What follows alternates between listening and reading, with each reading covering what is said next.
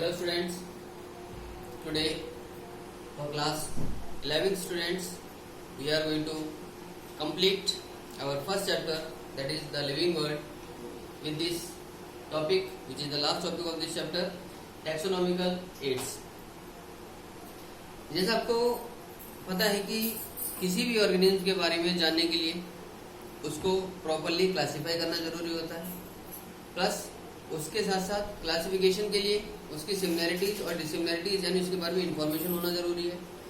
और इन सबसे भी ज़्यादा जरूरी कि उसके बारे में हम उसको आइडेंटिफाई कैसे करें, यानी उसका नाम क्या होना चाहिए। So this nomenclature is also very necessary, right. तो ऑर्गेनिज्म के बारे में डिटेल जानकारी लेने के लिए हमें कुछ सारी जो जैसे अभी हमने पिछली वीडियो में देखा था कि हम टैक्सोनॉमी को स्टडी करते हैं, और टैक्सोनॉमी में हम प्रॉपर तरीके से कैसे किसी ऑर्गेनिज्म के बारे में डिटेल स्टडी कर सकते हैं, कैसे उसके बारे में हम उसकी एग्जैक्ट इंफॉर्मेशन प्राप्त कर सकते हैं। इसके लिए कुछ एडिशनल मेथड्स भी अडॉप्ट किए जाते हैं जिसको हम टैक्सोनॉमिकल एड्स कहते हैं। और इसमें आप देख सकते हैं नंबर 1 पे हर्बेरियम है, सेकंड है botanical gardens, then museum, then zoological parks, then keys and some additional also flora, manuals, monographs and catalogs etc. तो ये सारे टैक्सोनॉमिकल एड्स कहलाते हैं। इसमें होता क्या है, एक एक करके थोड़ा सा आइडिया लेते हैं इनका। देखिए,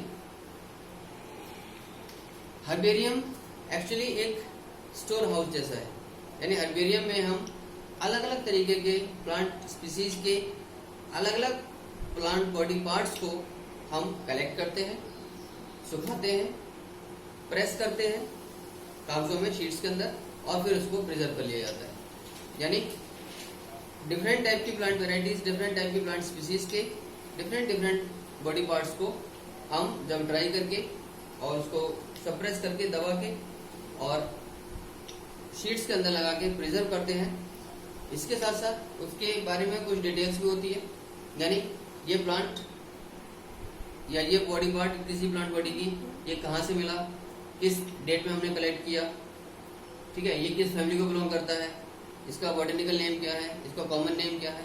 तो ये सारी जो छोटी मोटी उसके रिलेटेड जो डिटेल्स हैं, जो इन्फॉर्मेशन है, वो उसी शीट्स पे प्रॉपरली मेंशन की जाती है, और वहाँ उन प्लांट पार्ट्स को या प्लांट स्पीसीज के पार्ट्स को हम प्रिजर्व करते हैं।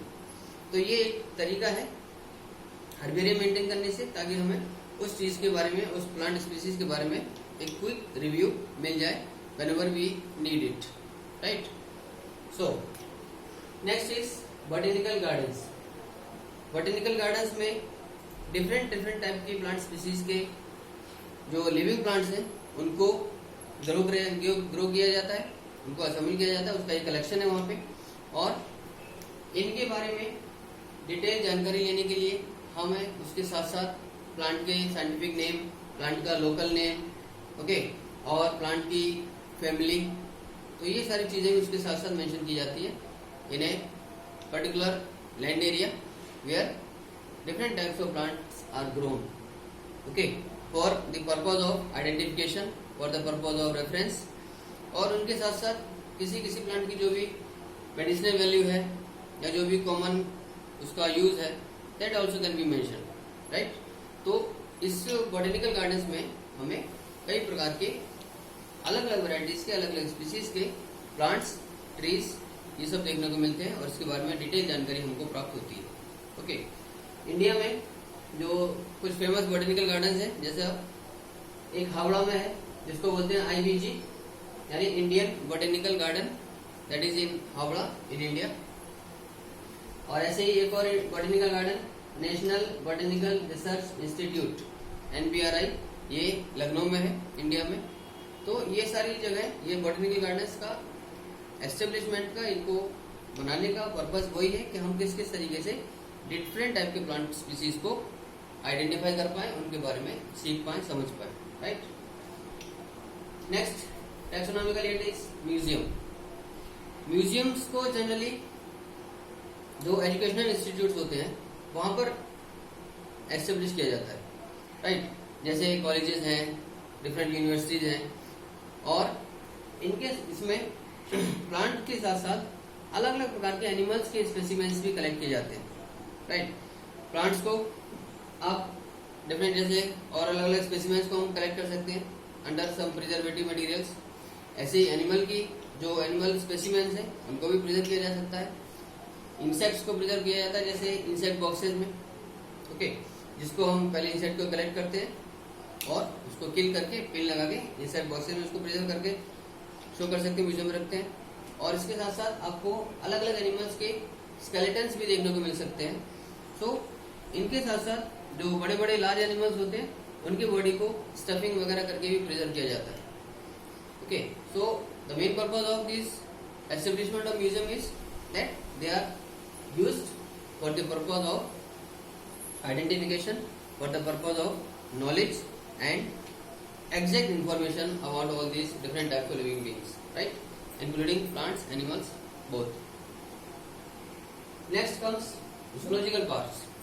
Zoological parks are also commonly known as zoo, okay. तो ये वो जगह है जहाँ पर एक प्रॉपर पर्टिकुलर लैंड एरिया में डिफरेंट टाइप के वाइल्ड एनिमल्स को हम बेसिकली हम कलेक्ट करते हैं और उनको उन्हीं के फूड हैबिट्स के अकॉर्डिंग, उन्हीं के रिक्वायरमेंट्स के अकॉर्डिंग डिफरेंट टाइप्स की जो क्लाइमेटिक कंडीशंस हैं, जो हैबिटेट है, वो आर्टिफिशियली प्रोवाइड कराया जाता है ताकि वो लोग वहाँ इजीली सर्वाइव कर सके और वहाँ मल्टीप्लाई कर सके, so that they can be preserve as well as they can grow in number, right. तो जूलॉजिकल पार्क्स में बेसिकली जो वाइल्ड एनिमल्स हैं उनको हम वेजिटेशन के बीच अलग अलग डिफरेंट टाइप के प्लांट्स के कल्टीवेशन के बीच में उनके प्रॉपर हैबिटेट्स और प्रॉपर फूड हैबिट्स के ध्यान रखते हुए प्रॉपर ह्यूमन केयर के अंतर्गत उसको प्रिजर्व करते हैं, इनको कलेक्ट किया जाता है, so that they can be preserve as well as they can be grown in number, they can increase in their numbers, right. और नेक्स्ट आता है कीज। कीज में एक्चुअली ये भी एक टैक्सोनॉमिकल एड है जिसमें हम एनालिटिकल व्यू अडॉप्ट करते हैं, यानी इसमें एक कपलेट को हम अलग अलग तरह के जो अपोजिट फीचर्स वाले जो ऑर्गेनिज्म होते हैं उनको एक पेयर में एक कपलेट के रूप में रखते हैं और फिर उसमें हमें चॉइस होती है कि हम जो बेटर है उसको हम एक्सेप्ट कर सकें और जो दूसरा है उसको रिजेक्ट किया जाता है, राइट। तो इसमें अलग अलग कैटेगरीज के लिए अलग अलग विकल्प से टैक्सन लेवल्स के लिए ये अलग अलग चीज का इस्तेमाल करके हम एनालिटिकल वे में इसको उन ऑर्गेनिम्स के बारे में बेसिकली प्रॉपर जानकारी ले सकते हैं और we can get an exact information from that, okay, so that there is a choice of choosing someone and rejecting other, right. इसी तरीके से फ्लोरा है। फ्लोरा भी किसी पर्टिकुलर एरिया में कोई प्लांट स्पीसीज है, उसकी कितने अमाउंट है, वो किस लेवल तक है, कितना किस डिग्री तक वो पाई जा रही है वहाँ पे, इसके बारे में प्रॉपर जानकारी हमें दे सकता है फ्लोरा। मैनुअल्स में भी किसी पर्टिकुलर रीजन में पाई जाने वाली जो स्पीसीज है उनकी डिटेल मिलती है, उनका इन्फॉर्मेशन प्रॉपरली हमें मिलता है। Likewise monographs and catalogues also. So all these taxonomical aids are used basically to provide exact knowledge, correct information and a quick review after many days, after many months also, whenever we require we can go through it, okay. So students, this is all about your first chapter, the living bird, and your homework is all the textbook questions which are mentioned at the end of this chapter in your NCERT book. You have to write their answers properly and keep watching videos. Stay home, stay safe. God bless you. Thank you.